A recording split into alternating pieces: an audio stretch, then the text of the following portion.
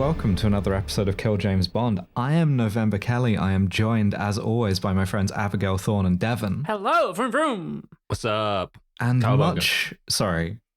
Sorry. No, it's fine. Finish your intro. No, I just cowabunga. Cowabunga indeed. No, much like Vin Diesel, they made me do another Fast and Furious movie. And I'm not thrilled. To your head. No. This one's all right. The bits with the cars aren't as good, and that's a shame because that is the bit that it's most proud of. Yeah. These four movies have been so wildly different from each other. That's true. I loved the second one. They kind of lost me with the third one. This fourth one, oh god, I can see it taking shape. The fourth one, which is the sequel to the first one, to Fast and Furious 2,4. We're in the minds of chronology because we are watching Fast and Furious brackets 2009. And before we really get into this, I just want to note that because I don't respect myself, I watched these on Amazon, and the Amazon description for this one is, quote, a four-wheeled felon teams up with the FBI and reignites a feud with an old enemy in Los Angeles, end quote. So what I've learned from this is that Vin Diesel had wheels, which I appreciate. Yeah, he does, yeah. Four of them. It's not at all true, but Vin Diesel, that's not what four happens wheels. in the movie. Yeah. No. But so we begin with something that is in the movie, which is the truck from Duel.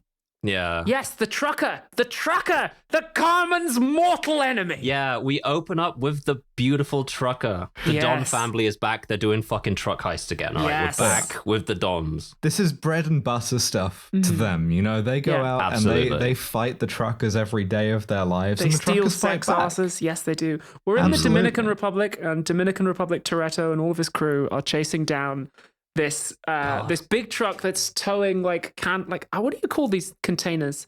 Like 5 containers in a row of containers, petrol. tanks. Yeah, it's like petrol tanks, like gasoline tanks. Yeah. It's so sad to see that the car trucker war has spread over the borders now. It's as far down as the Dominican Republic. I know. Fury and Road the thing shit. is, you have to be a campist about this. You know, it's not your job to condemn the immoderate trucker. No. You know, no. You can't sit there and say that we think that the truckers have to be moderate when they're under attack from Dom Toretto all the time. They're being forced into this position. What do we say the trucker should do in this situation? Yeah, absolutely. Not fight back? Absolutely. Let the Dom family take all of his canisters of something.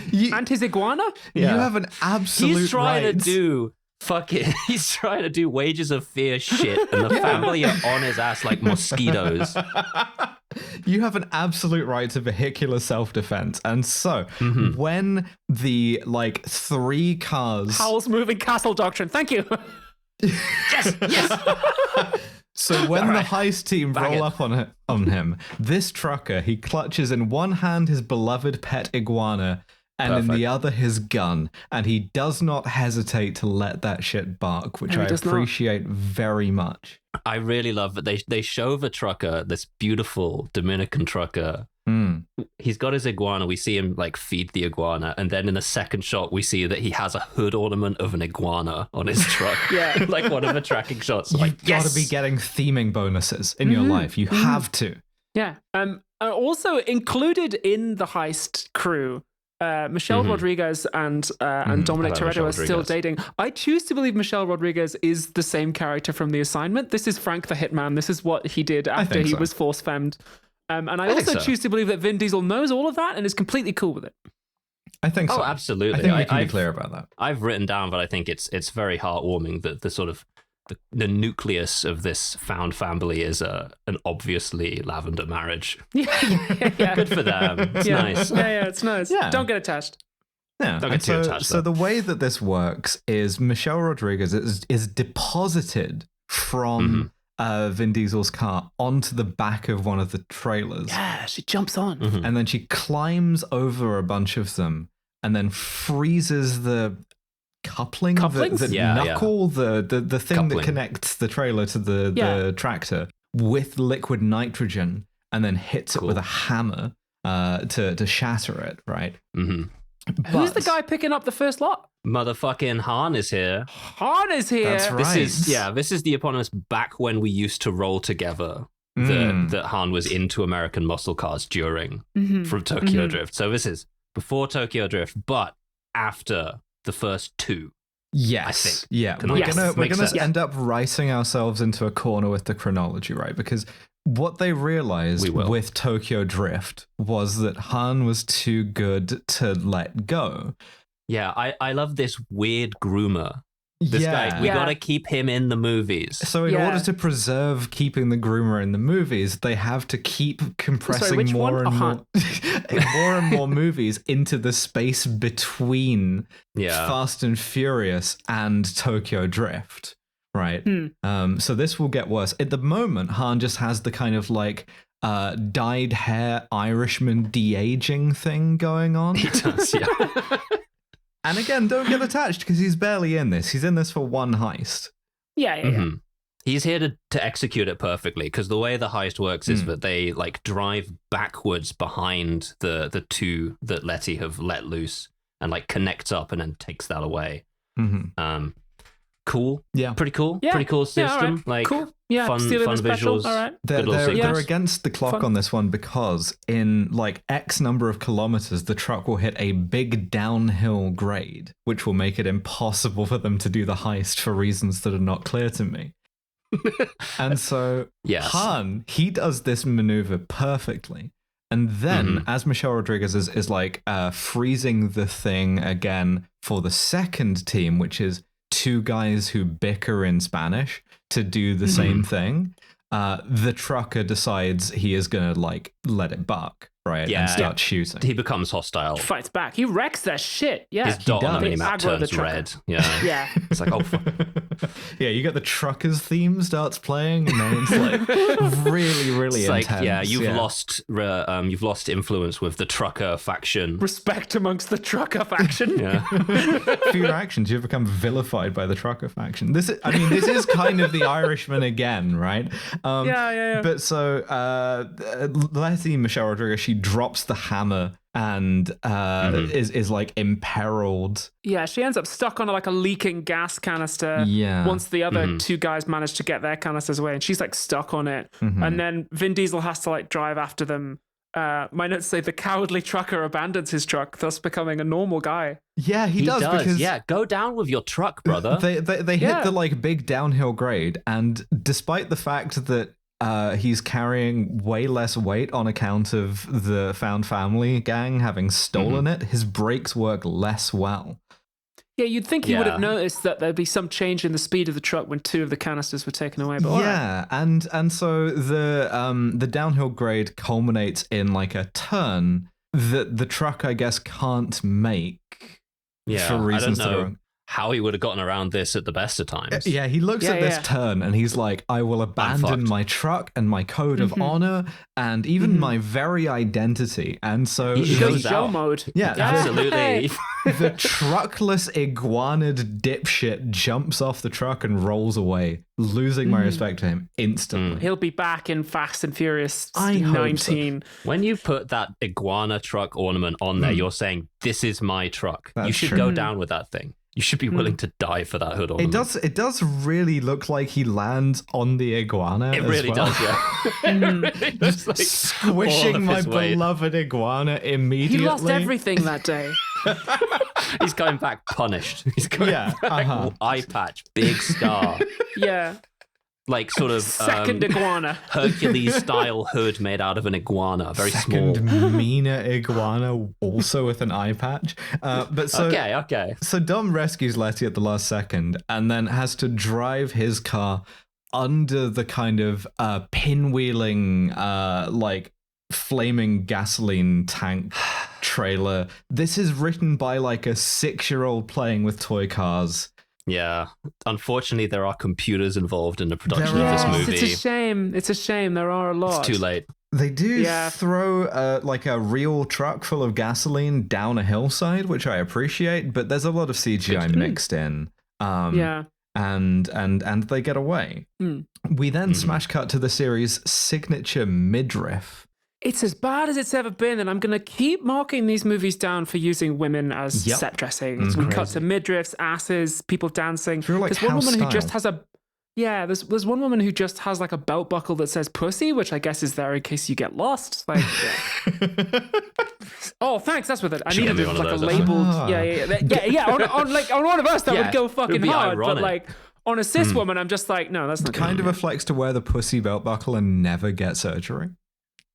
Yeah, no, exactly. Yeah. Well, also the other thing we get is that like there is a shot of a petrol nozzle going into a petrol tank next to a woman's pussy, just in case you it's like did not understand that the women are objects. I'm just like, this is worse than it's ever been. It is. And the gang is celebrating their successful heist with I guess a kind of like gasoline party, which is not something I thought existed outside of the Mad Max universe. It's common. Just hanging around refueling all of your cars with stolen gasoline. There's also a bunch of like open flames around, which yeah, sort of heavily incentivized like induced demand at the local Burns unit. This is a Carsman tribal ritual after vanquishing a truck. Dom has this thing, right, in the series, which I think is going to become more acute the more we go on, which is the kind of, he has a lobe in his brain labeled pathological self-sacrifice, and it will activate at the drop of a hat. I think it's because of all of the car crashes he's been in, right? It gets bigger across the series, right? It starts pressing on other parts of his brain. And so he hears that he has like a kind of a 5-star wanted level off the back of the iguana heist, right? Immediately goes to Han and is like, you got to go to Tokyo Drift right now. Yeah. He's like, you guys should get out of here. It's me they want. Well, Han actually brings it up. Yeah, Han's like, damn, maybe I'll go and groom some kids in Tokyo. Han goes, heard they're doing some crazy shit in Tokyo is the line. I was like, he means pedophilia. Going sideways and pedophilia. Sideways pedophilia. Holy fuck. Even the chronology, right? Because what happens after this is Han goes to the Justin Lin's last movie, Better Off Tomorrow, I think it was called, and then goes to Tokyo. Yeah, I was going to say we should probably watch that at some point because he is literally in it called Han as well. Yeah. So like, I don't know. There's homework. Yeah, having exiled Han to Tokyo, I mean, listen, I'll just say it the way my notes say it. Mr. Homo over here walking out on Michelle Rodriguez. Yeah, like, what are we? Yeah, because he says to Michelle Rodriguez, like, I love you even though you were a hitman who was force-fed by Sigourney Weaver. And then, beautiful. He says, you should go, you should run and leave me. And she's like, I'm not going to, I like that they're a couple. She's like, I'm not going to fucking cut and run, I love our lavender marriage, I'll do it then. Yeah. And so, he and just he's does just it. like, okay, fine. He's like, fine, I'll do it. Leaves overnight, leaves her 2 bands and his iconic cross necklace. Cool. You'll not go 5 minutes without seeing this necklace for the rest of the fucking movie. This is true. Do you know what also happened in the early 2000s, in the noughties? What happened? 9/11. Jason Bourne. Oh. Which is why this next sequence is the way that it is. Casino Royale came out 3 years before this. Yes. I was like, whoa, what if that was free running? Yeah, you remember the Casino Royale iconic parkour chase? Yeah. What if we did that again with Jason Bourne style editing so you couldn't see it? Yeah. This is 2 years post Casino Royale. And we begin with Paul Walker jumping through a window like Hitler in Danger 5. Yeah. Beginning a parkour chase with a guy with a lot of like head tattoos. Yeah. It's you cannot tell what it's like. Me, age 17, the editor is making too many cuts. You cannot see what is happening. Handheld camera. It's handheld by a motherfucker who should be trying some medical marijuana. You know what I'm talking about? It's bad. I mean, it's bad. They do one kind of cool thing, which is the guy climbs a chain link fence and Paul Walker also climbs it after him, isn't quick enough to get over and like shoves him off the other side. Yeah, that was pretty good. I thought that was jumps pretty against him. Super Mario style, yeah. Absolutely. The guy steals a cop's service weapon and opens fire. So Paul Walker draws his pedophile service weapon and follows him into a building. Chases him into an apartment block where the guy is like waiting to ambush him. He like climbs out through an apartment window and he's got his gun trained on the apartment window. And then Paul Walker charges his Hitler in Danger 5 move again, jumps horizontally out an adjoining window, tackles the guy off a roof, down like 2 stories onto the roof of a car, and immediately starts interrogating him. points a gun at an unarmed man and threatens to shoot him unless he gives him a name, which, okay, with the unprovoked violence score in this movie is ticking up, and it starts now. Yeah, not to be like, I feared for the safety of myself and my fellow officers, but the guy was very much armed a second ago, but he doesn't Mirandize him or anything. He just starts yelling. Jack Bauer style. Tell me next location, right? Yeah. Give me a clue. Give me something. Give me a clue. Give me a clue, motherfucker. Start the plot of the movie. Just one clue. Exposition, please. And the clue the guy gives him is that the guy he wants is named David Park. Yes. Which is a very common name. Yeah. As Shea Wiggum from Boardwalk Empire as racist FBI agent will say in a moment, because we go back to FBI headquarters. We do. Yeah, we learned that he's been reinstated to the FBI, which he was never in. Back. No. He wasn't in the FBI. He was in the LAPD. There was one FBI guy who liked him, I guess. Yeah, you can't get reinstated into an organization you've never been part of. Yeah, I mean, this is, I think, is going to be one of the other themes we have to lock in on is Dom Toretto's pathological self-sacrifice lobe, and is Paul Walker's character in or out with the cops? Because they really do just put him in like cop timeout every time they get mad at him, and then let him back in for the next movie. So right now he's an FBI agent. Somehow. Okay, cool. Yeah. But he's like Johnny Utah, kind of like he's the cool FBI agent. Yeah, exactly. They're in this like task force that's meant to like investigate one of the cartels. Yeah. It's called the Braga cartel. But I watched this without subtitles and kept thinking they said the Brana cartel. So I thought it was Kenneth Branagh running a cartel, which also was very funny because you don't find out who the leader of it is for ages, and there's a big build-up, and I kept being like, shit, it better be Kenneth Branagh. Yeah. So but anyway, Kenneth Branagh is running drugs off the border from Mexico in cars to drive his cars, right? But like, we got to find him. Yeah. Of course, they put Paul Walker in the combination cartel street racing unit. Fine, whatever. Yeah. It's play to your strengths. I don't know why any of the rest of them are there. Like, I know why he's there. We established some stakes in that the boss is like, if we don't like bust open this cartel in the next 10 minutes, that my boss is gonna have my ass, and then we're not gonna get to be friends anymore on the task force. Yeah, his like FBI case, he's like, all right, guys, if we don't solve the Braga organization thing in like, I don't know, 72 hours, we're just gonna give up on it. We're just fucking not gonna do it. Yeah. Fucking, just gonna let it do it. Fuck it. Less FBI, more ADHD. We're all going home. But Shea Wiggum is there, and he's like racist fed. So he's like, David Park, that's an extremely common Korean name. He frames it more racistly than that. Yeah, he goes, he's like talking about Chinatown. Like, it's not a fucking Chinese name. Korean, yeah. Haven't you seen Parasite? So remember how he said, don't get attached to Letty? Dom is in Panama City, Panama. Not to be confused with Panama City, Florida, which is something I just found out existed. Oh. What are you doing? Yeah. And he finds out that Letty's fucking dead. Yeah, fridged. He Michelle gets the Rodriguez, call from Mia, his sister. It's like, here. fridged. Get her out. Is she really? Are they gonna like? I put a marker down. I think they retcon it at some point, but for this one, we're supposed to believe she's dead for sure. When it comes back full like hamburger shonen, she's going to be a fucking like cyber samurai or something, which is why I wrote down. Good. Okay, good. I bet you're going to regret being Mr. Homo now that woman is definitely 100% for real dead. So we then go to her funeral, and I have to be honest, this is a visual that only this franchise could have delivered to me, and I laughed my ass off, which is they're at the grave sites. It's like very austere. They've got the kind of like blue filter on it as well. It's very sad. And then lined up next to the grave is one hearse and a bunch of like Matchbox cars. Yeah, it's really funny. That's really funny.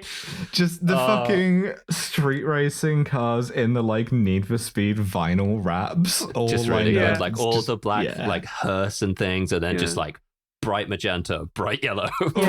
You can't drive that in a solemn way. That's not a machine that's designed for that. They cut to the funeral, and there's a bunch of people with their midriffs out, just like dancing. They're just always there at every street racing event. So girls, it's inappropriate. So it's Los Angeles County's first gasoline cremation. Of course, the second of which was Paul Walker. So Paul Walker is. So Paul Walker is there. The FBI are there. They're going, it's crazy he didn't show. Meanwhile, he's like 20 feet away from them, just like watching everything. He's like, he's huge. How did you not notice him? He's on a ridge line. Like, he's massive. They're each standing at different respectful surveillance distances. Yeah, I love that. Yeah. And I guess it's just like you could do like a kind of JFK Dealey Square kind of like map of the sight lines, and they just can't see each other or whatever. You can do the like ludicrous sadness proximity meter diagram. It circles out from this fucking funeral. But so racist Fed is like, ludicrous. Dom Toretto's back. We know because the facial recognition software identified him 10 minutes after he crossed the border.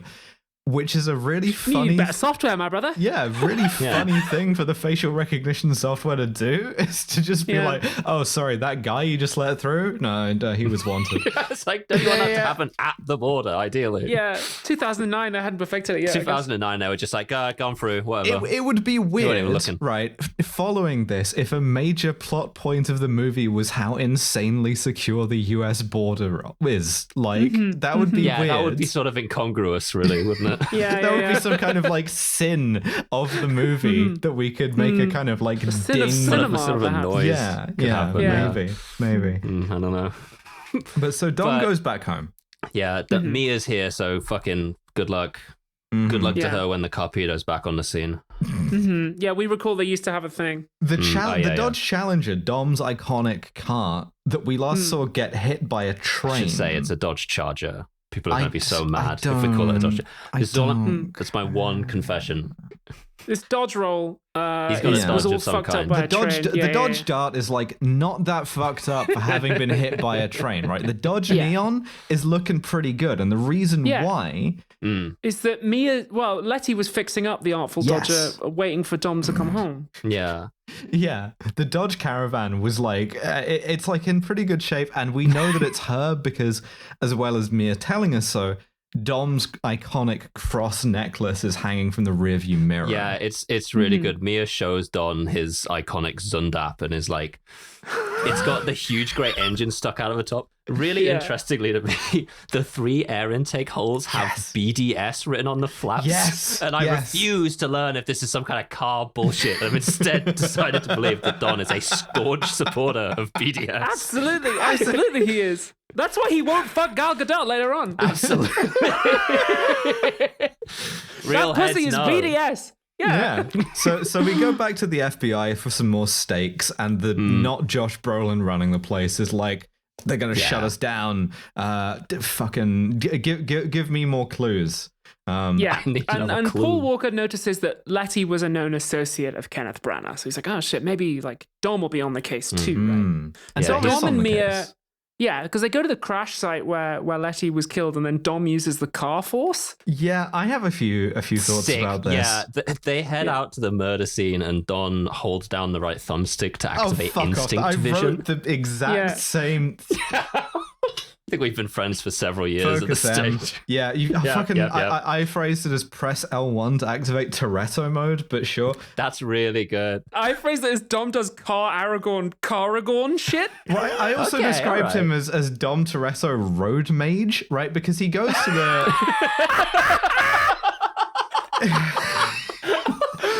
Oh yeah, I was driving over. I had a really bad case of road mage. Do you mean road rage? No, I turned the guy into a fucking frog. I lost control. Because he goes to the crash site and he like finds some like residue on the road, touches it. I so thought he was gonna put it in his mouth. Yeah, I really thought he was. And he has a perfect like Dexter style flashback. Perfect, how the car crash happened, right? Which is one car ran Letty off the road, and then as she was in the wreckage, a guy came up and shot her in the face. At which point I go, oh, they just reused the Dom investigates a murder script that was going to be Tokyo Drift. Yeah, they fully did, yeah. This is a very calm movie in the sense that it uses a lot of second-hand parts. Yeah. So... he like has a sense of this, and he's on the case now. He's sworn to investigate. Yeah, and he has a line here. He goes, there are burn marks on the ground that could only have been made with nitro meth. Yeah. And there's one guy in LA who sells it. And I was like, convenient. Movie. There isn't one guy in LA who sells any of anything. It's a big city. There's no unique thing in Los Angeles. I'm sorry. But so meanwhile, Brian, fucking Paul Walker, he's sitting in his car, and he's taken something to heart from the first movie at least, because he did in fact get a bacon and cheese with fries for $5.99 at Fatburger, faggots. Hell yeah. He's sitting there eating his Fed burger and like getting sauce on his files. I'd love to go to Fed burger. It's the IRS burger joke. Yeah. Basically a surveillance van food truck. Is that anything? I don't know. I think the so. FBI pick Mia up, and then Paul Walker goes to chat to her. He takes her to a diner. And I like this scene because we recall that in the first movie, Paul Walker did Spy Cops shit to her. And he apologizes. He apologizes in a shitty way, was which I wrong. like. He does, and then she calls him out. He says, "What I did to you was wrong. I'm sorry." And then he spoils it by saying, "Like it was really hard for me." And she's like, "Oh, I'm sorry. Was it fucking hard for you to fucking rape me? You fucking piece of shit." Like, it's good. It's a good scene. It's good. She doesn't use that word, but like, yeah, she's mad. I appreciate this. Yeah. Key point is the racist cop has brought her in, and Brian the Carpedo immediately lets her back out.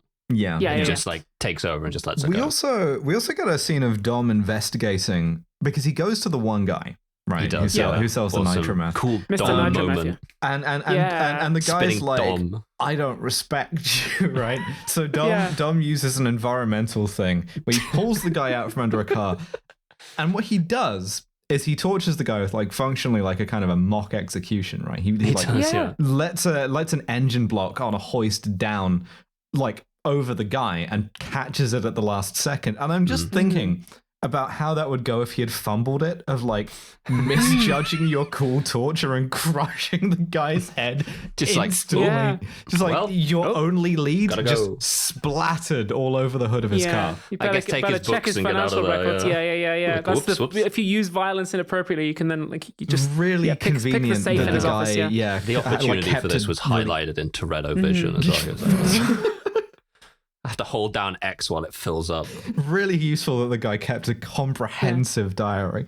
But so Brian's friend, colleague, sidekick, his like partner, junior FBI agent. Yeah. She identifies the specific David Park that they need. Yeah, well, she pulls a bunch of records and she's like, well, this guy drives this car, guy drives this car. And Brian gets a kind of epic moment of like essentially implying that all of the cars she's naming are gay until she gets to one that he thinks is cool. One of them's a hybrid. Yeah. And he's like, this is our guy because that's the car I would drive. Cool. Okay, dude. Yeah. Come on. So both Dom and Brian converge on David Park's flat. Dom gets there first and he's on his anti-hero shit. So he beats him up and dangles him out of the window. Jason Bourne shit. Brian's driving his like Fedmobile as well, which is like a kind of brown Ford Crown Victoria. And I feel like something they maybe could have explored more is the kind of spiritual prison of putting a guy who needs to be in the Matchbox car in the kind of most work-coded car I could think of. Yeah. It's like putting the guy from Wanted in his cubicle. It's the same thing. Yeah. You can't put me in this car. Yeah. That would have been fun. Would have been a fun deleted scene. But Paul Walker runs in and he's like, hey, we both want Kenneth Branagh. Dom's like, yeah, but I want to kill him. And then he drops Park out of the window, and then Dom vanishes with the power of editing. And I'm like, pretty there's cool. only one door in and out of that room, and Vin Diesel is a big guy. There's no way you got past Paul Walker to get there, man. If you press the left stick and the right stick at the same time, then you actually... He drops a smoke bomb? In an unusually wide locker in the corridor, just like waiting for the fucking meter to go down right now. He cloaks. Like, Vin Diesel is not the Predator. He can't just disappear. Like, a group of monks. He's just in between. Yeah. This is their first meeting in like fucking years or whatever. Yeah. And he doesn't really get much off of it. He doesn't even do a like, you're fast, but I'm furious thing. He's just... Oh, man. They so are. Yeah. No, he just drops the guy out of the window, and the guy miraculously finds something to cling on to, allowing Brian to save him. Dom to get his moment, but also not actually kill that guy. Yeah. So having it both ways, for sure. Right. So Brian arrests the guy, To which I raise the question, what for? I don't. Yeah, it's protective custody in case that guy comes back. Next. Pretty good. Nice. They sign off on it. You'd be a good cop, Dev. Yeah. You got to know how they think to combat them. So the FBI are like, okay, cool. We have next guy.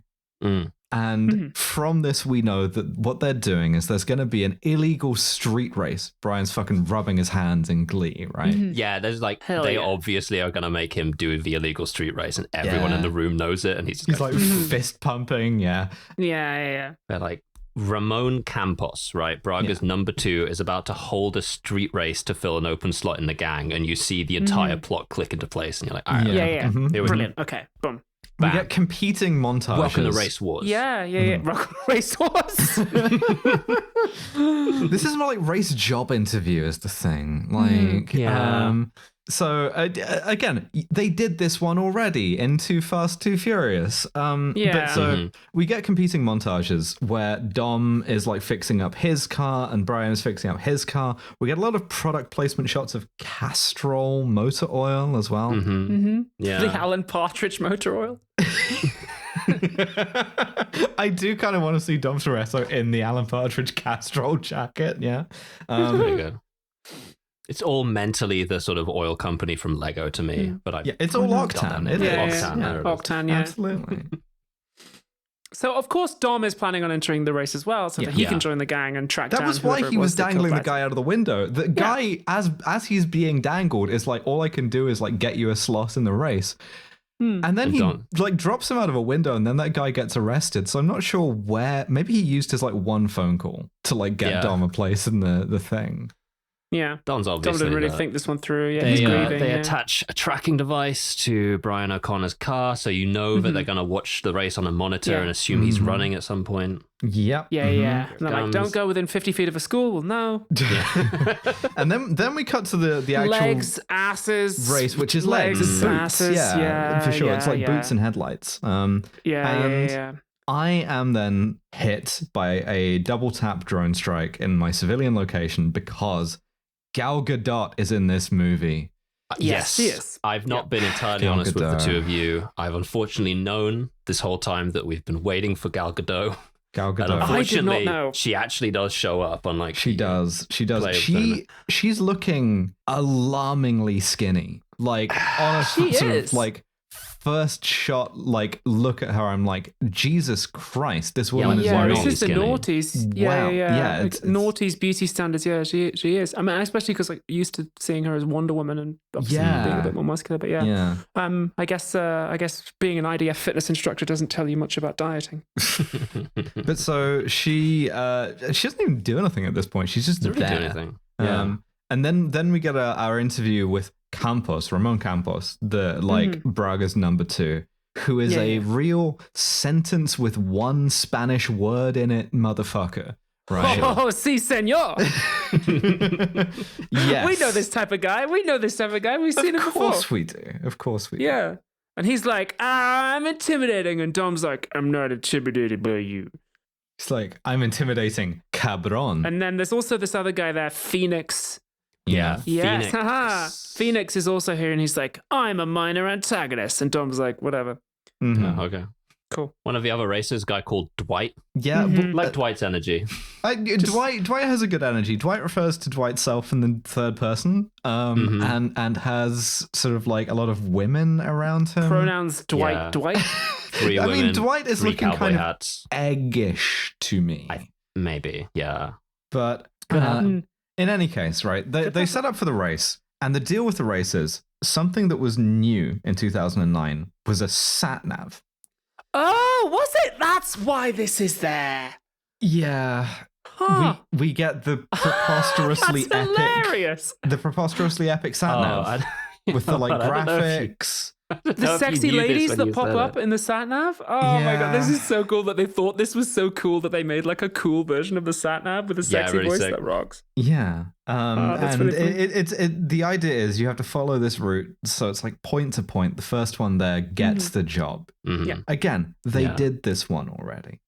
They're like, we want real drivers, and Vin Diesel goes like, what are we transporting? A real driver that knows what's in his car at all times. And I wrote down, that's Frank Transporter's second rule, or whatever. Yeah, there's intertextuality. Frank Transporter's in Collateral as well, so like he gets around. He comes up. Yeah, so they race. There are a lot of topical sat-nav jokes, like there Brian really goes off route, and as it's yelling at him the whole time, and he's like yelling back. This is so dad-coded. Just before they take off, Dom and Brian exchange some words, but it's obviously too loud for them to hear each other over the revs. So I just like to imagine they just didn't hear. Also, the distance apartment. Yeah, Paul Walker's like, I'm gonna see you in the thing. He's like, what? Yeah. I'm listening to jazz too loud. Paul Walker's revving the car, and Vin Diesel's like, Paul Walker, you will die in a single car accident in Los Angeles County in like 3 years' time. And Paul Walker's just revving too hard, he can't hear him. What's that? Huh? What? Nothing on me, brother. Exactly. So this is our first multi-ethnic coalition of races this series has shown me that includes a Muslim man. Nice to see. Okay, I looked this guy up. He's from Palestine. Cool.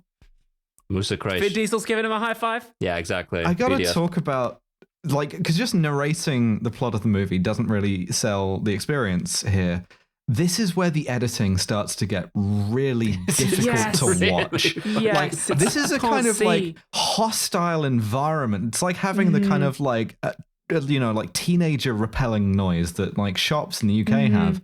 It's like, because they will not hold Should a have given shot. that to Paul Walker. Well, true. They will not hold a shot for longer than 2 seconds. And once you notice that, you can't unsee it because it's cut and then cut and then cut and then cut. There is one point where they do 4 shots to show Vin Diesel looking out of a window.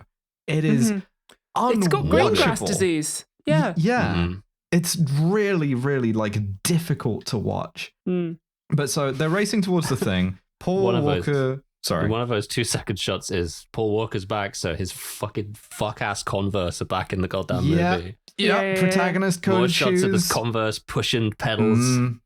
Some of the other drivers try and like race dirty, and then Vin Diesel dodges out of the way, and one of them crashes and dies. Yeah, Paul Walker drives off the route and then gets back onto the route, and the sat-nav goes, "You are now living 1/4 mile at a time from your destination," which is epic. And so finally it's Paul Walker and Vin Diesel in the like final straight, and the fucking Paul Walker pulls the nitrous just in time and is about to win when Vin Diesel, because he's edgy now, because he's furious, he like rams him off the road. And my note just says, how are you a cop and get pit maneuvered? That's your thing.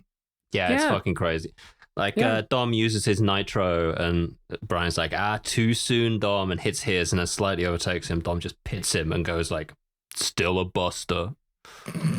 Wins the race. Brian immediately starts yelling about it. Is that what he said? I don't know what a buster is. Like, yeah. He's so in his feelings about it. He's so Brian mad. gets out of the car and is like, you're a fucking bitch. I hate you.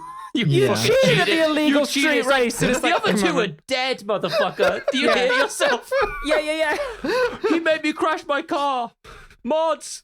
Now we have to go back to not quite yet. Vin Diesel gets the job. And then Gal Gadot is like, hey, give me scan your thumbprint here, and also give me your cell phone number because I think you're hot. And Vin Diesel's just like, okay, Vin Diesel gives her his number. Just remember, it's that way around. That's a woman, by the way, with one of the weirdest accents and deliveries in the game, and it's not even because she's Israeli, so because strange. Like it's not even a distinctly Israeli accent. It's just like her, right? It's really idiosyncratic, and it's bad. Well, I don't agree with Gal Gadot on everything, but I think it's fine when women have idiosyncratic accents, particularly if they're tall action stars with a very cool stunt double. It depends on the accent. All right, everyone open your Abigail Thorne translation dictionary to figure out what she was saying there. This is why, like, we have the same stunt double. That's the point. Okay. So that's really funny. All right, we have to go back to beloved Dwight. Dwight is up to some stuff. Dwight is doing safe, sane, and consensual. Dwight's bothering. But yeah, he's bothering a woman to lick her feet, and he does. And she's doing a male gaze lesbian makeout, and he's just filming her feet. Yeah. He just got onto the team. He's celebrating. He's got 5 or 6 women in there, and he's saying, "Ladies, let's get those feet off. Dwight likes feet. Let's see them feet." You know what? Honestly, work. And the innocent foot fetishist is then immediately swatted by the FBI. That's so Foot fucked Bureau up. of Intelligence. Actually, really remarkably good shot here that tracks over the ranks of SWAT approaching the house in through the window of the house to see them bust in on Dwight. I was like, oh, okay, I see you. Yeah, it's pretty good. Nice little filmmaking. Good. Nice little foot. And then they like fake it as well. They just like, they have cocaine and they go like, he's got cocaine, guys, and just throw cocaine at him. Yeah, the FBI just will plant drugs on you pretextually. And Paul Walker is there, and he once again being a SWAT guy for fun. And it's kind of suggested that he did pick Dwight to do this to because Dwight was annoying. Yeah. Yeah, that's unprovoked violence. You did just like needlessly bust a guy's fucking door in and terrorize he's showing this guy, gunpoint. Right? Like he's getting him off the team so he can get in. Yeah, when he plants the drugs, one of the other FBI guys is like, "Hey, you know that's never going to hold up in court, right?" Which I wish. And Brian goes, "I know, that's the point," which is meant to be like kind of exonerative, to be like, and they both like laugh and like high five about it. Yeah, or it's whatever. just like, no, we're just cool. waste his time 2009, right? Like we're not gonna. He's not gonna go to federal prison, right? It's like, okay, sure, you just like he's still got like swatted by you, He's at least gonna have to buy a new door. Brian actually developing like a cop morality in real time. Yeah, but so the two of them get like called for a basically like a celebratory second round interview, which fucking gasoline party. Yeah, you can't get into anything with like one round of interviews anymore. And Campos is there. So it's in a nightclub. And we know it's in a nightclub because they have the male gaze lesbian polycule this time. Yeah. It's not much, but it's honest work. You know, I have to kiss 2 women back and forth on the side of a shot with the protagonist in it. The thing that I really like, and a detail that I really want to highlight, it just pleases me. Brian's little fucking going out shirt is so funny to me. He's wearing the going out shirts that men used to wear like, in 2009. Pinstripe type thing. Yeah. Really good. Really good. It's very fun. Looks like my older brother used to dress. It's very funny. But they meet up with Brana's number 2, and they're like, what's Brana like? And this guy's like, he's really so cool. Huge dick, massive very handsome, cock, I hear. Very cool guy. Not me, but like, very cool guy. And because this is a real like one word of Spanish motherfucker, he's from El Barrio, right? Like he's from the hood, which will be important later. Yes, it will. So like he was in Tenet, you know. Kind of brags about his he was in Oppenheimer. He's good. He directed Thor. Don brags that he was in our movie. He says he did A Winter's Tale and it was mid. Shadow Recruit. He was in Shadow Recruit. The Poirot reboot. Says, I don't know about your other drivers, but when I see flashing lights in my mirror, I don't stop. Yeah. Which is an incredible flex to be like joining a cartel and being like, I don't respect the police. I don't like the cops. Yeah, it's really good. Yeah, man, we kind of assumed. Gavin says to Don, like, you're like wanted, the police are looking for you, and immediately Brian goes like, that kind of heat can't be good for business, huh? Like, just straight away. Like, fuck you. This should be the sort of era of like layered conversations and double meanings, but it isn't because they don't give a shit, really. Yeah, they should be doing the all code phrase conversation from OSS Cairo. Yeah. It's mutually assured destruction, though, because Vin Diesel's like, well, I could tell him that you're a cop, and Brian's like, well, I could tell him that you're out for revenge, so why don't we just both keep our fucking mouths? Yeah, they just mutually reassure they got just hashes it out pretty evenly. So Dom goes poking around and finds what he thinks is the car that killed Letty, and is interrupted by Gal Gadot. This fucking dialogue. Fucking hell. Well written, well delivered. Her line is, are you one of those boys who prefers cars to women? And I just... And he responds, I'm one of those boys who appreciates a good body no matter the make. Bisexual? bisexual, pansexual, trans inclusive. Even if that body has been converted by Sigourney Weaver into like a perfect 10 out of 10 Michelle Rodriguez. Being transgender is just a kind of aftermarket body kit, right? So like, if anyone's gonna be okay with it, fuck yeah, you're illegal mods. Didn't engine swap? Like, of course, like a car guy. Did an engine be... swap? All my organs are Japanese. Japanese transsexual Got the Japanese pussy? Oh shit. Going to Japan for the surgery because you want original parts. Going to Japan for the surgery for no special reason at all, but just that you want a Japanese pussy. Like this pussy? It's Japanese. Oh, that's a real type of trans woman that exists, and I don't like it. That's a real thing. That's a real thing. Ooh, every day I get psychic damage from work. But so there's I do want to highlight. I don't want to keep hammering in on this point, right? But like, when she's going, do you prefer cars to women? Women fucking wear, like, her arms are like an inch across. She's terrifying to look at. It's just it's quite scary. But so Dom fantasizes about his perfect woman, right? Who is, and I wrote this down, 20% angel, 80% devil, 100% reason to remember the name, and not afraid to get a little grease under her fingernails. And Gal Gadot's like, damn, that sounds like me, I guess. No, she says that sounds nothing like me, and he goes, it ain't, and walks away, and I'm like, damn, hell yeah, stone cold. Epic. You can see the letters BDS written on like one of the bumpers nearby. Real heads know he's rejecting her due to his unshakable support of Palestinian resistance. Absolutely. Dominic Toretto believes in two things. One, he loves his transgender dead girlfriend, Michelle Rodriguez. And two, he unhesitatingly supports the cause of Palestinian liberation. Absolutely. There's when you're playing as Dom, there's an always-on objective marker that says support the brave nation of Palestine.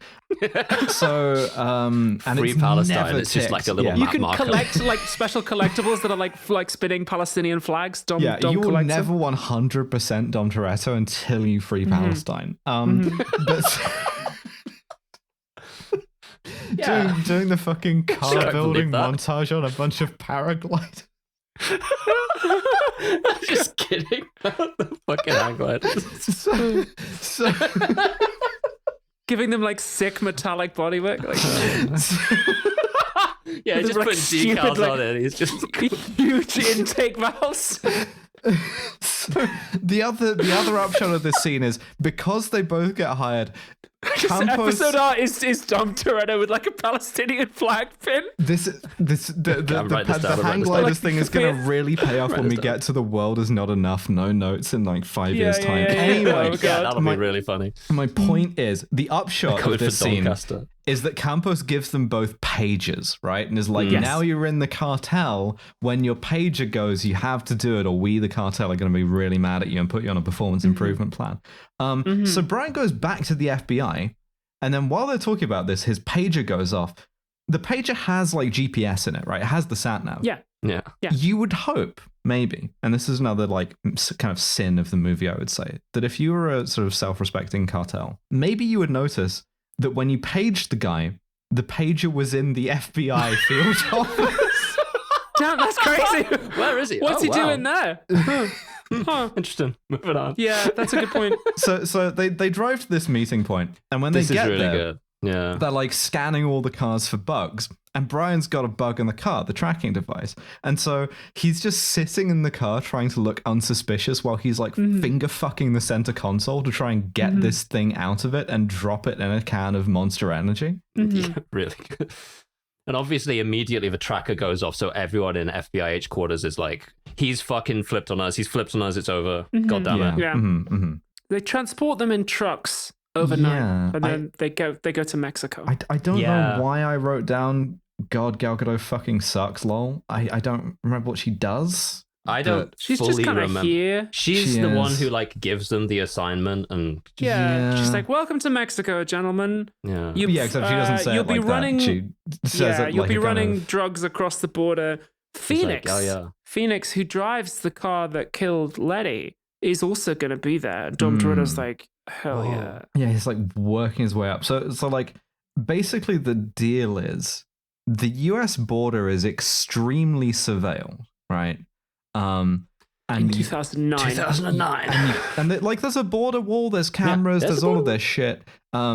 Personally, I would have just driven through the regular ass border gate that only alerts them 10 minutes after I'm in the United States. But I'd have gone however I got through there in the first place. Yeah. Because they're on the Mexico side now. So. Yeah, so they must have crossed the border in those trucks, which must presumably have been searched. Yeah, strange. I guess there's nothing illegal about transporting several supercars across the border to Mexico. It's kind of human trafficking as well. I guess the thing they're going for is that the Mexican border is not surveilled, but the US one is, so you can move stuff south but not north easily.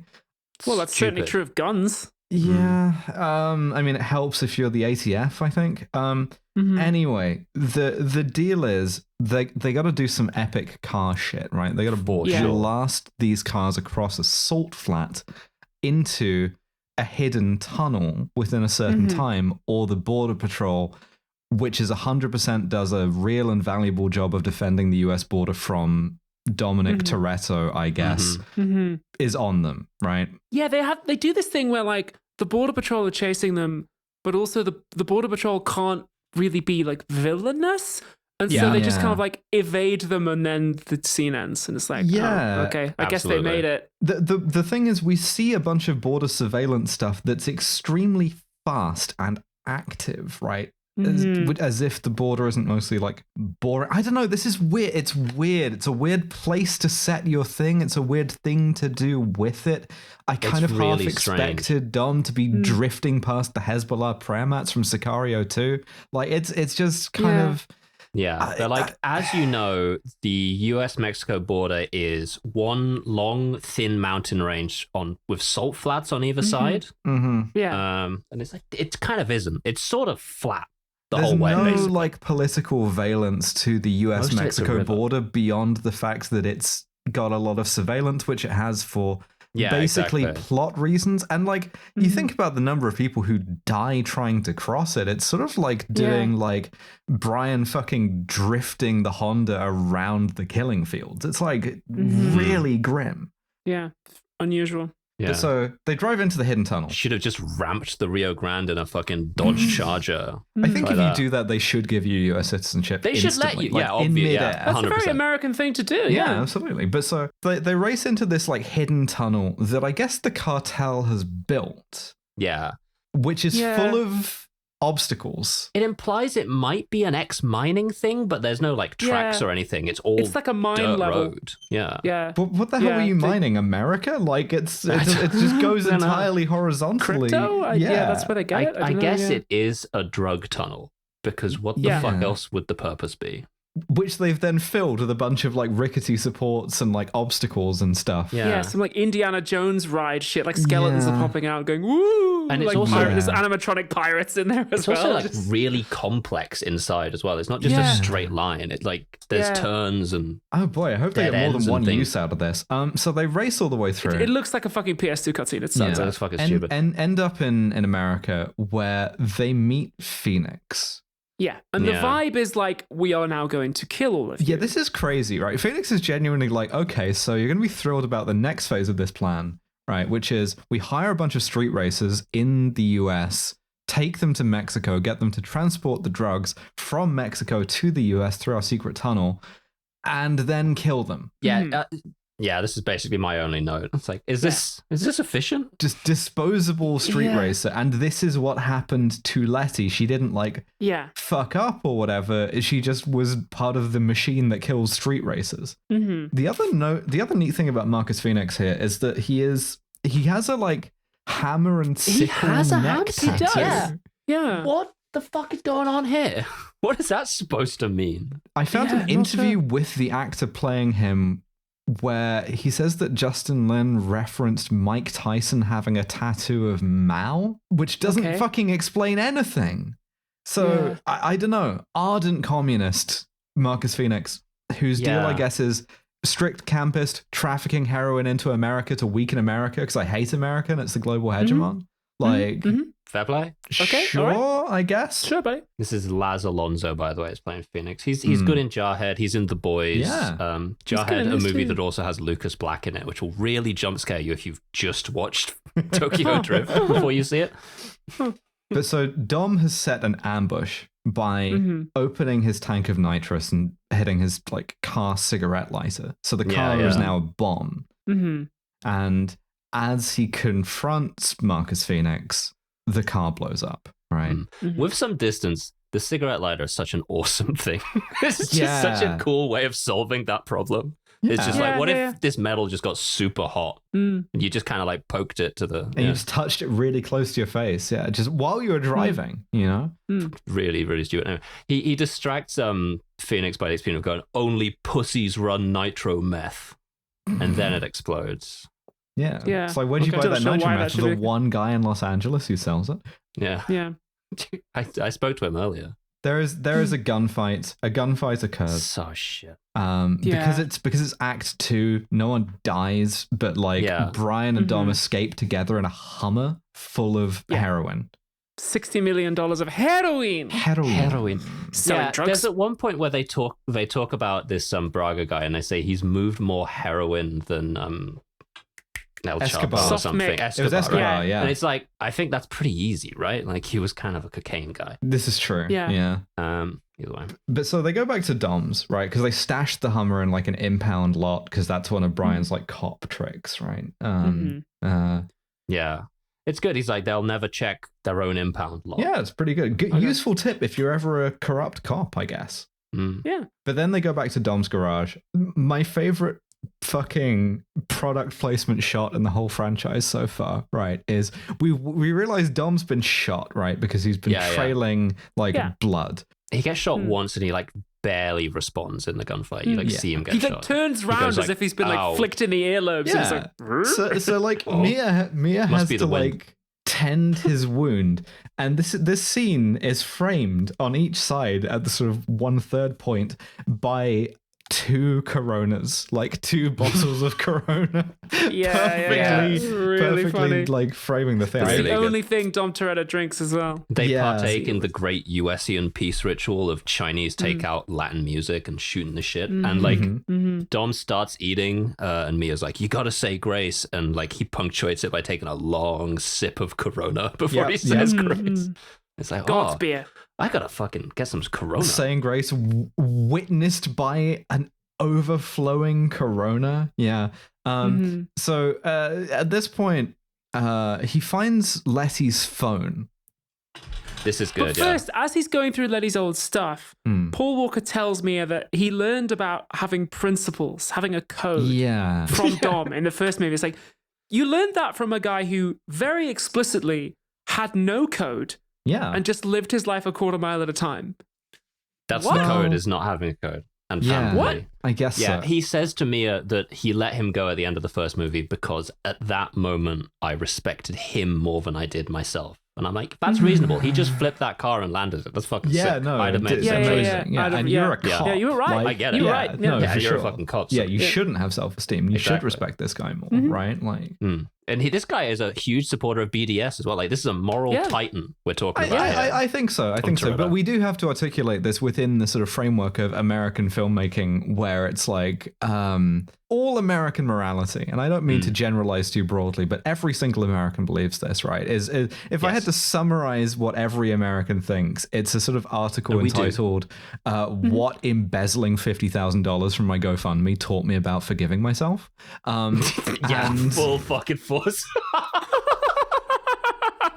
And Paul Walker is on this as well, right? Like, you can't ever feel bad about something in a way that you don't eventually get forgiven for. And frankly, fucking the sooner the better, right? Like, for real. Like, you already feel bad. Like, what are you supposed to do? That's the punishment, and then you just don't feel bad because it gets better on its own. I have some more thoughts about him and Mia later on. Yeah. Dom finds Letty's phone. He dials her last called number. Brian's phone lights up. And they have a little fight. It's the Olivia Nuzzy jailbait song as his ringtone. He throws him into the breakable objects shelf. He does, and then they kind of limply do some MMA to each other. until they process their feelings enough for Brian to be like, she was helping you. She was an FBI informant. Yeah. And she did it because the deal was that by helping us, we would clear your name. Yeah. Not sure that's how that works, but she wanted you to come home. It's your fault she's dead. She only did this because you abandoned her. And Vin Diesel's like, ugh. Vin Diesel's like, I don't know if he fully accepts that. Yeah, it's like, I'll talk about this more when we get to the other promise the FBI makes. About Vin Diesel. And so they're still both trying to track down Kenneth Branagh. So Paul Walker tells his boss at the FBI, like, he's lost $60 million worth of heroin, right? Mm-hmm. Let's use that as a bargaining chip to get a face-to-face with him, and we can get the real Kenneth Branagh. And in exchange, you let Dominic Toretto go. Yeah. And at this point, Dominic Toretto arranges the same deal by calling Gal Gadot. But hang on a minute, listeners. You remember, she took his number. How does he have hers? Yeah. Also, there's also the situation where it's kind of with the FBI, it's Schrodinger's heroin, right? Like, it's enough that Braga has to come pay for it himself, but it's not enough to matter if you just seize it. This is the thing. Yeah, strange. They say that in the same scene as well. They say he needs this heroin shipment. And I what is it, to finance the next one? Is this just-in-time supply chains, brother? You shouldn't have gotten all mixed up in it. Shouldn't have let the Braga cartel get bought out by venture capital during the pandemic. It's a shame. Just the Patreon for heroin dealers, it's a really tough market. Yeah. If you started a Patreon for dealing heroin a couple of years ago, you might be doing okay now. But if you're a heroin dealer now, it's rough to be starting. It's so hard to start out dealing heroin. So they set up a meet, right? And they super ultra promise that Braga's going to be there. And the FBI super promised that they're going to let Dom go without a hitch, right? He's going to go and walk free. Really cute thing I caught in the sort of head FBI guy, the sort of line manager of the FBI's office, is that he has an extremely large American flag and a framed photograph of the American flag. You wouldn't want to forget what it looks like, would you? That's the flag's ID. It's like the biggest picture in his room is an American date of birth, 1776. July 4th. Yeah. So they're waiting, right? There's a shipping container full of SWAT guys, which is a funny unit for SWAT guys to come in. Mm-hmm. And Campos shows up, and it's like, oh yeah, Braga will be here any second, and the most fucking Craigslist extra looking Fiverr motherfucker in a men's warehouse suit with cartel boss on a post-it note stapled to his forehead, rolls up and is like that's not Kenneth Branagh. Yeah. What the fuck? Doing a fucking non-union Ricardo Montalban bit, shows up and is really good, I'm here to buy my heroin belonging to me, Mr. Braga, the cartel boss that I am. Hello, my name is Braga. Tag and everything. First name Braga, second name Braga. And then Paul Walker's like, but the real Braga wouldn't wear a pink tie. He grew up in El Barrio. Right, so he wouldn't dress do like that shit. And they're he previously picked up a fucking shot glass from the bar, and he's been running the prints in the background this whole movie so far, and it comes up and oh shit, we've got Braga's prints, and our racist cop it's the jumps number the gun. 2 guy. Yeah, because it's very slowly a fax of Kenneth Branagh is printing out. And they're like, maybe that guy in the grey suit's Kenneth Branagh. We got to get him. Go now. Mm-hmm. And they seize him just in time to see that he's not Kenneth Branagh. And actually, it's a classic number 2 guy is the real guy maintaining fiction of a number 1 guy. Yeah. Which is I love the setup. I love that. Campos is Braga. Abigail Thorne is Sophie. Zendaya is Michi. Zendaya is Michi. Poppy Corby-Tuch is Vinda. Is Vinda. Bungable for a big band bomb for gunfights Brexit. ensue, chaos happens. Dom Toretto goes after Braga and Phoenix. As they're driving away, I'm not sure why she does this, but Gal Gadot, I guess, is just experiences a lemming moment and just steps in front of their car and then stops moving. Just deer in headlights, just goes, and then Dom has to tackle her and save her life. Yeah. Resident Evil 6 voice, welcome to the family. Thereby recruiting her like fucking Goku. sort of a tackle-based recruitment thing. It's like a rugby team. Basically. So Campos flees Braga, I guess, flees to Mexico, which, as Dom helpfully informed us, is out of the FBI's jurisdiction. Makes sense. Is in his jurisdiction because he's not a cop. And the FBI tell Paul Walker, you fucked up. Kenneth Branagh's gotten away, and we've lost the heroin. And so we are going to give you the ultimate punishment for cops, paid leave. Yeah. You're in federal timeout. Oh, everyone's real mad at you. Yeah. And so Paul Walker's like, I'll just do an illegal incursion into Mexican territory then. Yeah, it's crazy how Makes this sense. movie preempts Sicario, like a movie which wouldn't come out for another 6 years. Mm-hmm.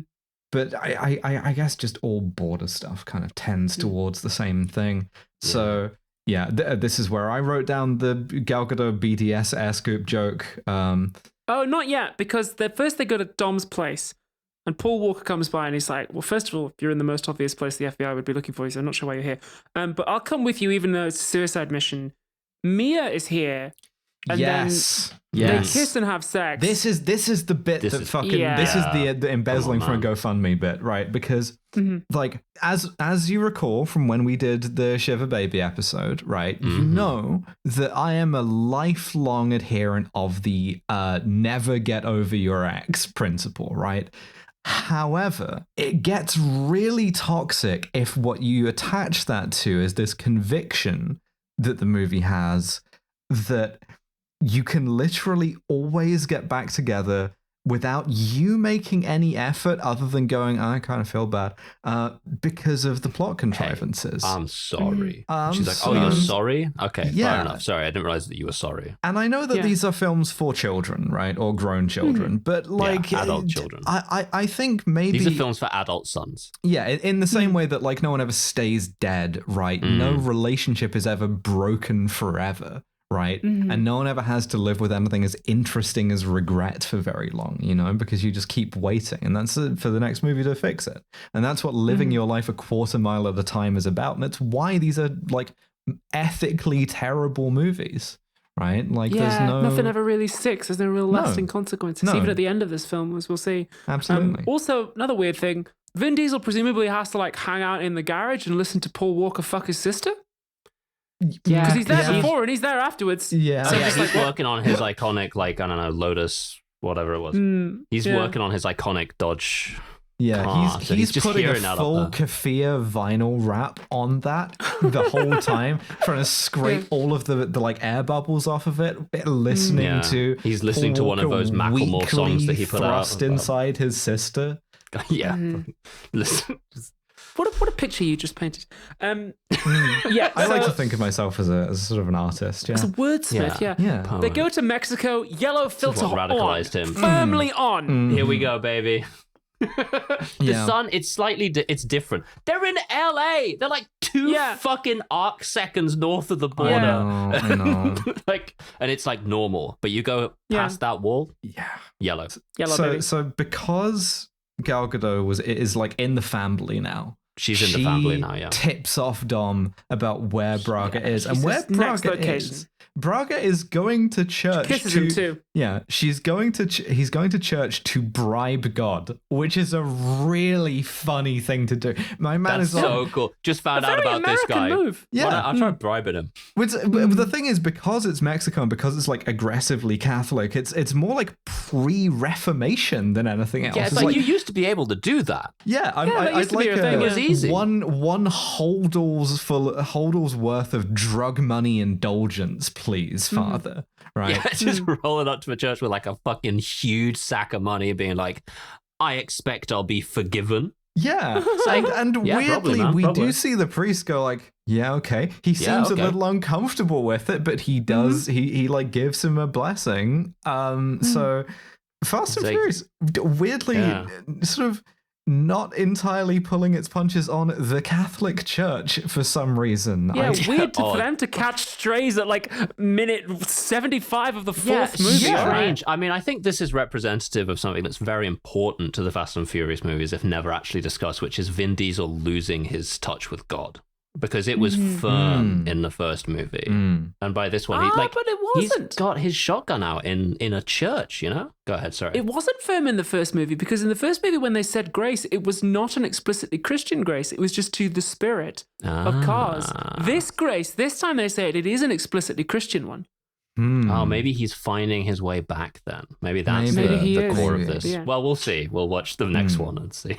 But yeah, so they roll up, they pull guns on him, and for the second movie in a row, the villain says, "We're not so different, but Yeah. It just looks up like we're the same. We kind of are. And they're like, while they're holding him at gunpoint, his guys are outside, including Phoenix, who I imagine is outside because, as a communist, he considers religion to be a kind of bourgeois superstructure or perversion. That's my belief. I think so.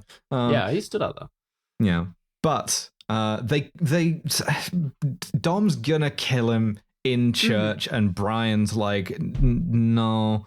And then Dom changes his mind. He's like, fine, arrest him. And the deal is we like rendition this motherfucker back to the United States out of Mexico, right? But I get to kill Phoenix and Paul Walker's I do get to kill Phoenix. I agree. Yeah. It's like, okay, sure.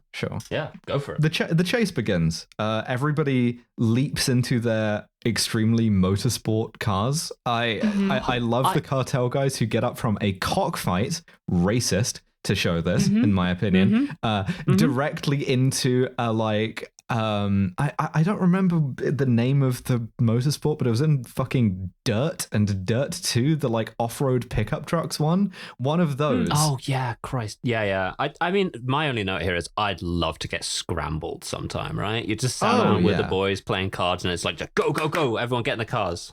You think that's good? Try scrambling someone. Like, you try being the one doing the yelling. That's the good shit, you know? Yeah, you don't have to leave yourself. You just like, go. Everyone Fantastic. goes. You get to ring a big bell or something. Feels great.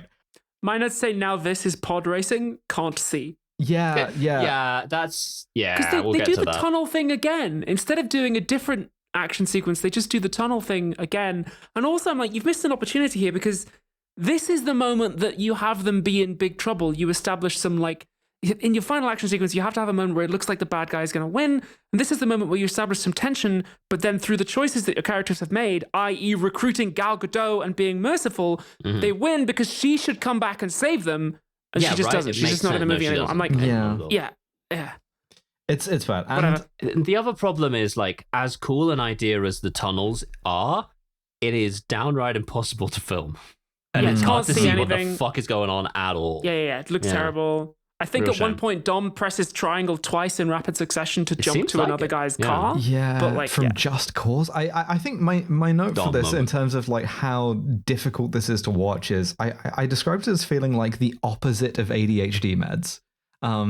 It kind of like knocks you out of your like concentration all the time. Because it can't hold a shot, and it's all jump cuts. I can't see what's happening, you know? It's really quite difficult to follow. But so the cars do car things in the tunnels. Many car things in the tunnels, Yeah. They crash out the other side. Phoenix is about to kill Paul Walker when Dom emerges and splats him with the car. And calls him fucking does him in like the guy in Signs His Wife. I do know that we have to kill all of the goons, right? So all of the goons crash in the tunnel, which I guess does prove why they needed the street races they kill every time. But it does sound a bit like they're just feeding street races to guns at that point. Maybe that's why the tunnel's so complicated, is because there's so many wrecks in it. You got to go around them. Yeah, we've had to seal up so many false ends. Dom causes a multi-car pile-up. He loses his iconic BDS Dodge Charger. Damn shame. Yeah, terrible. Braga is like fine despite having been. Well, I'll frame this as a question, right? Because I'm asking this for myself, really. Yeah, what's up? Is being in a car crash with your hands cuffed good for your wrists? Is that like okay for you, do we think? Or because I'm kind of imagining that and I'm thinking it might be the worst thing ever. You know? I think that would we could suck. find out by cuffing you and putting you in a car. This is what I'm saying, right? That's why I'm asking ahead of time, because I want to know, you know? Yeah. Because I always figured the most likely way I was going to die would be like in the boot of a car that gets rear-ended. So this is a kind of, cousin to that, I guess. Anyway, fucking Marcus Phoenix gets killed. Yeah. Yeah, he gets splattered. Vin Diesel is like, oh, I could run, but I'll stay with you, Paul Walker. Yeah, the self-sacrifice lobe kicks in again. It really does. I'm sorry. Two instances of Amazon trivia have just popped up, and both of them are really good for different reasons. I'm going to start with the nice one first, which is Vin Diesel has revealed in several interviews that he's extremely close friends with Michelle Rodriguez and that his children refer to her as aunt. Aww. That's nice. And second one, Paul Walker auditioned for the role of Anakin Skywalker in the prequels, but was slightly too old to get it. And I'm like, what a world. You don't want to know that you dodged a bullet with Hayden Christensen. But so it's fine, man. Oh yeah, when Phoenix dies, I write down "live by the car, die by the car," which kind of isn't really anything, but it's in there. Yeah. Vin Diesel gets arrested and tried. Yeah, he does. Yeah, he's like, I ain't running anymore. There is a kind of funny bit where the judge is like, well, I understand that this FBI agent vouches for you and you helped, sort of bring a drug kingpin to justice. 15 billion years in prison. Yeah, unfortunately, the court is like, yeah, I know that you really helped us bring down Braga, but unfortunately, you are a supporter of Palestine action, so you're off to the Supermax from Rambo 2. Yeah. You just break rocks. Good luck.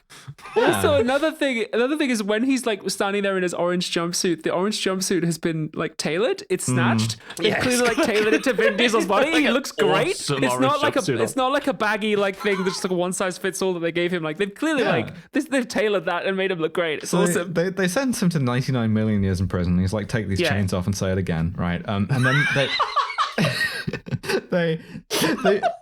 they put him on a prison bus, which is legitimately going down the road from one battle after another. Yeah. It is. That's I did the sort of like the point. Like, that's the thing. It's the iconic road. It's that famous from one road. Yeah. I've worked with that road, and I have the same stunt. It's a great fucking road. As he's resigning himself to like 99 billion years in state prison, Paul Walker and the original heist crew, minus Letty, who's still dead at this point. Letty's still dead, but they've got Mia. Mia's in there now. Yeah, appear she's on learned the to drive. Horizon in their fast cars, with the implication that they're going to break Vin Diesel out of prison. They're going to do fugitive shit. Cool. And that's the movie. This movie says some bad things about masculinity. Like, you can dangle people out of windows if you're mad enough. Yeah, it does. You can kind of torture people if you're mad enough, or just kind of impulsively if it seems kind of fair to you. But and now here's what's important, though. You can be forgiven for any of that shit if you are sorry. Yes. Or if you aren't sorry, or just say it. You don't even have to like reach out, really. You can just kind of be ambiently sorry for yourself and just wait around for like other people to get back to you unprompted and be like, hey, I forgive you for all that shit you did. It's like, it would be a lot on some of those. Yeah, it would be a lot nicer if things worked that way, but unfortunately it doesn't, and this is a bad lesson to teach people. And it's like, it's trying to do a like found family shit, and it just doesn't really work. It's not really solidified yet, no. And like, again, the way that it treats women, like in particular, this idea that like you can get in your sort of like roaring rampage of revenge if woman harmed, right? Like your woman. She gets fridged. She gets so fridged. Letty's the only one I care about, man. And conversely, you are always entitled kind of to the woman that you used to date one time under false pretenses, right? Yeah. Like, yes. You always have a kind of like absolute right to be in her life, and it's her like duty to forgive you. It's like every woman in this movie is really for sex. Yes. It's for straight sex. Yes. Even the ones who are like gay are for straight men. Like every Gal Gadot could have just like not been interested in Dom romantically. That would have been fine. And like, but no, every woman in this movie has to be for sex. And it's like, do they think women don't watch these movies? Yeah. I think they genuinely were working on that assumption. Like, yeah. I don't know. And of course it ends in the classic, do not do Fast and Furious 4 at home. Yeah. Disclaimer. That's really their jazz outro, I would say. I love that. But we don't have to rate this movie subjectively because we have a science-based system. It's called the SCUM system. It's down to SMARM, cultural insensitivity, unprovoked violence, and misogyny. So, on a scale of 0 to 7, how smarmy is Fast and Furious? This one's the toughest one, actually, I think. I didn't pull a single drop because all the lines are just so fucking boring. The only one I would have suggested was just Han saying they're doing some crazy shit in Tokyo. But that's there's nothing else that even stands out to me. Paul Walker's just like, that's the car I would drive. Yeah. That's a little smarmy. Yeah, like 2? I'd go 2, yeah, sure. All right. Cultural insensitivity. Pretty high. I think the cockfighting is a point all on its own. Yeah, the crimes of the Fast and Furious franchise against the proud nation of Mexico will be avenged in time. Also, saying about the heist at the start in the Dominican Republic, like, oh, gas is gold down here. I'm just like, yeah. The Dominican Republic is not Mad Max. It is a country. Yeah, no, it's again, I'm mad about that. Kind of uncomfortable. Also, the fact that the villain is like a one-word Spanish motherfucker, I'm like, come on. Yeah, we haven't moved past the Si Senor guy from Clear and Present Danger, and that was 20 years earlier. Yeah, and that movie was made in like 1875 or whatever. Exactly. Like Napoleon was master of Europe. Yeah. Do we feel it's more or less culturally insensitive than Too Fast, Too Furious? I said, forget about it, Kerr. Like, or do we think it's on a par? Where's Roman? Roman Pierce. Yeah. Bring Roman back. Where's fucking Roman? I don't know. I mean, I think it does try to do the like racism is bad because the racist FBI agent gets beaten up by Paul Walker at one point, but like it's not hugely. Yeah. The problem is he doesn't get beaten up for being racist. He gets beaten up for being angry that Paul let his suspect out that he'd taken in. Yeah, which is very true. Literally his job. I don't know, like 3, 4. Like I think it's on a par with Too Fast, Too Furious, so I give it a 4. Yeah, 4. Okay. Unprovoked violence is going to be higher. Yeah. For We sure. get some torture. We get some from both Dom and fucking Paul Walker. Yeah, dangling this guy out of a window and like let go of him. His intention was to kill this guy. That he survived is just script. Being like kind of righteous. Yeah, and it is the movie having its cake and eating it in terms of like not killing him, but like I don't know. I think almost dropping an engine block onto someone's head is pretty fucking violent. I think it is. I think it's more violent than the previous ones. Certainly. Absolutely. I think that puts it into the 4 or 5. 5, I would say. Yeah. Okay. And finally, misogyny. Well, I think as ever. The set dressing problem is as bad as ever. It's not getting better, no. Like, and the one female character that was like cool and iconic from the first one, they just kill. They bring everyone else back. Yeah. And then they. Yeah.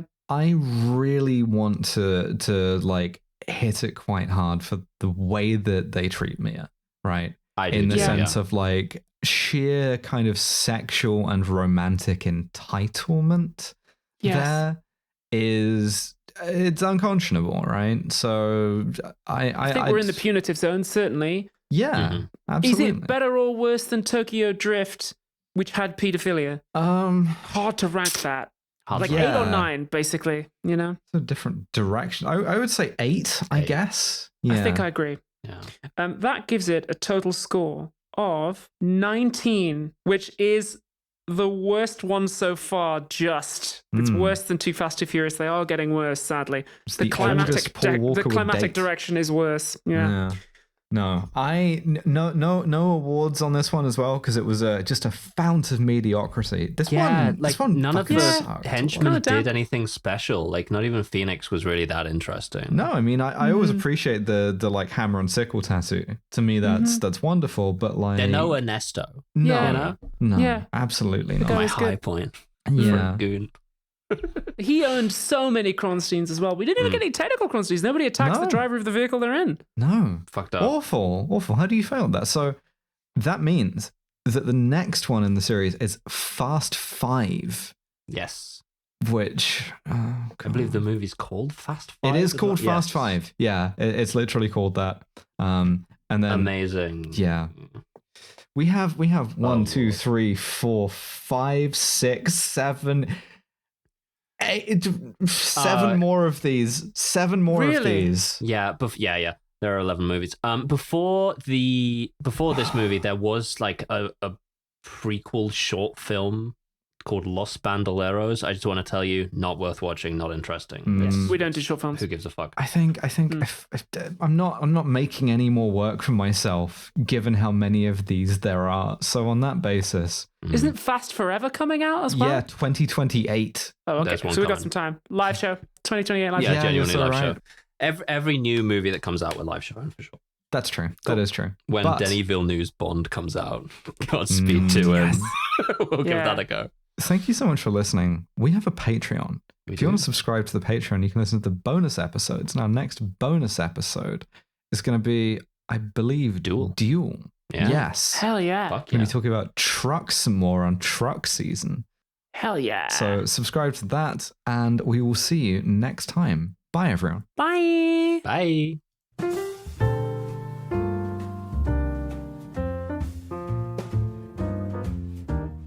Thank you for listening to yet another episode of Kill James Bond. In 2 weeks' time on the free feed, it's Fast 5, the 5th Fast and Furious movie. And if that is simply too long for you to wait, then you can head on over to our Patreon, patreon.com/killjamesbond, all one word, and sign up today for as little as £5 a month. And next week's bonus episode on the aforementioned Patreon will be Duel, D-U-E-L, a movie that reveals the more sinister side of the truck. Maybe we've been misunderstanding the whole truck-car conflict this entire time, and we need to see what it's like when a carsman gets aggroed on for no real reason whatsoever by a truck. Speaking, of course, of our beautiful Patreon supporters, we would be nothing without our £15 and above supporters, and those are Lo Bjornsdottir, Freya Aloysius, Candy Fox, No Name, Gustavo Lira, Elspeth Hunt, Jordan Gammy, Nick Boris, Frankenstein, Hannah Oberhardt, Gil the Gilded Dragon, The Asexual Pervert has a confusing suggestion, George Rohak, Yarrick, Drone Lover, Melody Morrow Gonzalez, Live Free or Cry Labor Delenda Est, Falafel Wrap for Dinner, sounds wonderful, Strongoose, Olivia Alexander wants you to know that the collective noun for sword lesbians is polyamory. Jacques Laurent Zimmerman, Saiga, Joseph Sochet, the Kill James Bond highlights, hell yeah. Giganta 0234, Jack Drummond, Trip, The Project, Max Kamain Hart, Library Hitman, Very Tired Therapist. I'm sure. I heard Stephen Miller's a pedophile, isn't that crazy? Yeah, I heard something like that too. Ian died in the last one, but was so entertaining they changed how time works for this episode. Cool. Panoptigoth, Carl S, Future Boy, Guinevere, Willie Shinmeyer, how you doing? Meat Popsicle, Must Be Zip Tied. Must be? Fair enough. Get to it. Jet Fuel Can't Melt These Dreams, Vinifera, Asherin.